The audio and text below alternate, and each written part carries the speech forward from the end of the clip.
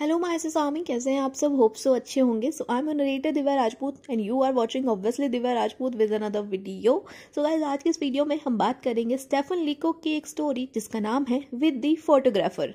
तो इस स्टोरी के अंदर स्टेफन लीकोक यानी कि जो हमारे राइटर हैं वो अपनी जर्नी को बताते हैं कि जब वो एक फोटोग्राफर के पास में फोटो खिंचवाने जाते हैं तो क्या क्या चीजें वो वहां पर देखते हैं, क्या क्या एक्सपीरियंस उनके होते हैं उस जगह के लिए। तो चलिए बिना देरी के शुरू करते हैं हमारी आज की इस जर्नी को। तो पोएम की शुरुआत होती है, स्टोरी की शुरुआत होती है स्टेफन लीकोक से यानी कि हमारे राइटर से। तो राइटर बताते हैं कि मैं एक फोटोग्राफर के पास में अपनी फोटो खिंचवाने के लिए जाता हूँ। तो जब मैं उसके स्टूडियो में जाता हूँ तो मैं उस फोटोग्राफर से बोलता हूँ कि क्या आप मेरी फोटो खींच सकते हो। तो वो एक बार तो मुझे ऊपर से नीचे तक देखता है जैसे कि वो मुझे स्कैन कर रहा हो। फिर वो बोलता है कि हाँ हाँ आप थोड़ी देर के लिए यहाँ पर वेट कीजिए, मैं आता हूँ। और ये कह करके वो बंदा चला जाता है। तो मैंने सोचा कि चल भाई गया है तो 5 मिनट में आ जाएगा। तो मैं आसपास की चीजों के ऊपर नजर मारने लग जाता हूँ और पास ही में कुछ मैगजीन्स पड़ी हुई थी। तो मैंने सोचा चलो टाइम पास के लिए मैगजीन्स पढ़ लेते हैं और थोड़े से न्यूज़पेपर की हेडिंग्स पढ़ लेते हैं।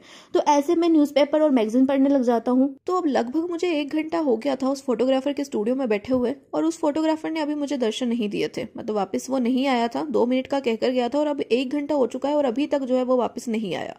तो मुझे उसके ऊपर गुस्सा भी आ रहा था। फिर मैंने सोचा चलो कोई बात नहीं, फोटोग्राफर है बेचारा, कहीं काम में लग गया होगा। तो मैं ये सोच करके जो है मैगजीन वापस पढ़ने लग जाता हूँ।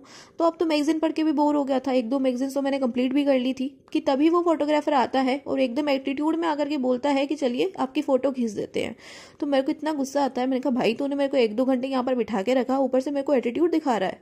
फिर मैंने कहा चलो कोई बात नहीं, फोटोग्राफर है बेचारा, मैं उसके साथ चला जाता हूँ। तो फिर वो मुझे अपनी स्टूडियो में लेकर जाता है और मुझसे कहता है कि यहाँ पर बैठ जाइए। तो उसने मेरे को एक चेयर दी, मैं वहां पर बैठ गया। फिर उसने मेरी फोटो खींचने के लिए एक बड़ी सी लाइट जो है ऑन करी। उसके बाद में वो अपने कैमरे को मेरे सामने लेकर आया और मेरी फोटो खींचने की पोजीशन में वहां पर खड़ा हो गया।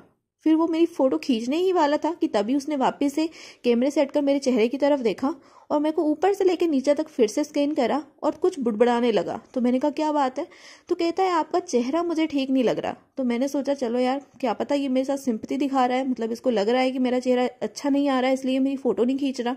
और मुझे ये भी लगा कि शायद क्या पता मेरे मुंह पे धूल मिट्टी वगैरह लगी होगी तो ये फोटोग्राफर मेरी फोटो नहीं खींचना चाहता। इसको लग रहा है कि अगर ऐसे फोटो खींच देगा तो गंदी आएगी, तो मैं अपना फेस थोड़ा सा साफ कर लेता हूँ। फिर वो वापस से अपने कैमरे में देखने लग जाता है। तो मैंने सोचा चलो ठीक हो गया होगा मेरा फेस। तो वो वापस से कैमरे में देखता है, फिर एकदम से वो मेरी तरफ देखता है और वापस से मेरे को स्कैन करता है। तो मैं सोचता हूँ भाई ये बंदा कर क्या रहा है।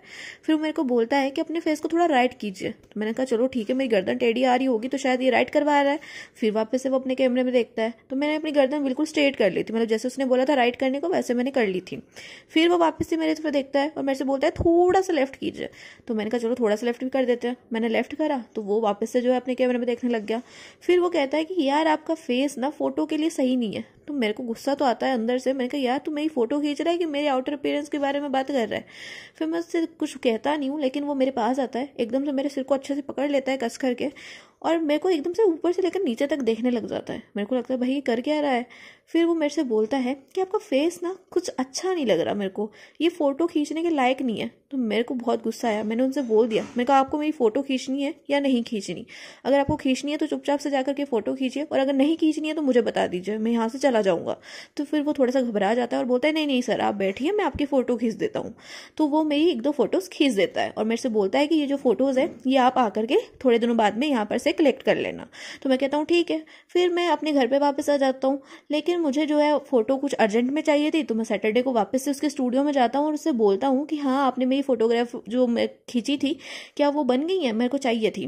तो वो बोलता है हाँ हाँ बन गई है, आप देख लीजिए। तो मैं जब उसकी फोटो देखता हूँ, जो उसने मेरी फोटो खींची थी वो देखता हूँ, तो मैं अपने आप को नहीं पहचान पा रहा था यार। मतलब उसने इतनी एडिटिंग कर दी थी मेरी फोटोज के अंदर कि मेरे को अपनी शक्ल नहीं पहचानने में आ रही थी। और मैं सोच रहा था कि यार ये सच्ची में मैं ही हूँ। मतलब जो बंदा मैं शीशे में देखता हूँ वो तो ऐसा नहीं दिखता, ये थोड़ा अजीब दिख रहा है। नहीं शीशे में वैसे मैं हैंडसम दिखता हूँ, ऐसी बात नहीं है, लेकिन ये बंदे की जो आंखें हैं वो मेरी आंखों से मैच नहीं कर रही।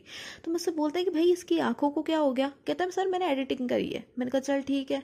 फिर मैं आंखों के थोड़ा सा ऊपर देखता हूँ तो मेरे को क्या दिखता है भाई, आईब्रो ही गायब है। तो मुझसे पूछता भाई आईब्रो कहाँ गई मेरी। तो वो बड़ा उससे बोलता है कि सर मेरे को आपकी फेस के ऊपर आईब्रो अच्छी नहीं लग रही थी इसलिए मैंने हटा दी। मैंने कहा भाई तू है क्या मतलब। फिर मैं वापस अपनी फ़ोटो को देखने लग जाता हूँ और मैं नोटिस करता हूँ कि मेरे पूरे फेस के ऊपर उसने कुछ ना कुछ चेंजेस करे हुए हैं, सिवाय मेरे कानों के। उसने मेरे कानों को बिल्कुल भी एडिट नहीं करा। तो मैं उससे पूछता हूँ कि भाई मेरे कानों पे इतनी कृपा क्यों कर दी भाई आपने, इनको एडिट क्यों नहीं करा। तो वो बोलता है कि ठीक है सर, आपको अगर कानों को भी एडिट करवाना है तो आप थोड़ी देर वेट कीजिए, मैं उनको भी एडिट कर देता हूँ। फिर मैं उसकी बात को सुनकर के थोड़ी देर सोच में पड़ जाता हूँ और सोचता हूँ कि यार मैं तो इसी फेस के साथ पैदा हुआ था। मतलब जब मैं पैदा हुआ था तो मेरा फेस ऐसा ही था, अभी भी ऐसा ही है। मतलब मेरा फेस अपना है, किसी से उधार थोड़ी ना लिया है मैंने जो इसके ऊपर लीपा पोती कराता फिरूं। मेरा जैसा फेस है वैसा ही रहेगा। अब फोटो में एडिट करवाने से क्या होता है, फेस तो जो है वो है मेरा, अब हमेशा फेस ऐसा ही रहेगा। तो फोटो के अंदर एडिट करवाने से क्या फायदा। तो मुझे लगता है कि यार फालतू की लीपा पोती नहीं करवानी चाहिए फोटोज के ऊपर। तो फिर मैं उस एडिटर से उस फोटोग्राफर से बोलता हूँ कि भाई ये जो तूने एडिटिंग करी है ना, इसको अपने पास रख, क्योंकि मुझे इसकी जरूरत नहीं है।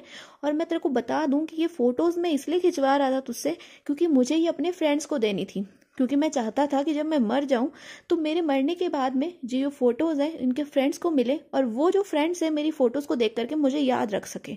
तो इसलिए मैं उनको ये फोटोज देने वाला था। लेकिन जो तूने मेरी इस फोटो की धज्जियां उड़ाई हैं उसके बाद तो मुझे नहीं लगता कि वो मेरे को इस फोटो के जरिए पहचानेंगे भी।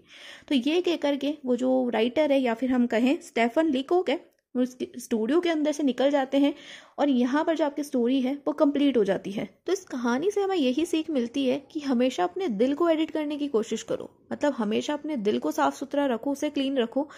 फेस तो जैसा तुम्हारे भगवान ने दे दिया है वैसा ही रहेगा। फोटोज में एडिट करने से क्या हो जाएगा, सिर्फ तुम सोशल मीडिया पर उसे अपलोड कर सकते हो, लेकिन जब सोशल मीडिया के सामने अपने रियल फेस को लेकर के जाओगे तो शायद वो तुम्हें पसंद नहीं करेंगे। तो जैसा फेस तुम्हारा है वैसा ही रखो, उस पर लीपा पोती करने की जरूरत नहीं है। तो यहाँ पर आपकी जो स्टोरी है वो कंप्लीट होती है। होप सो आपको मोरल समझ में आया होगा वीडियो का।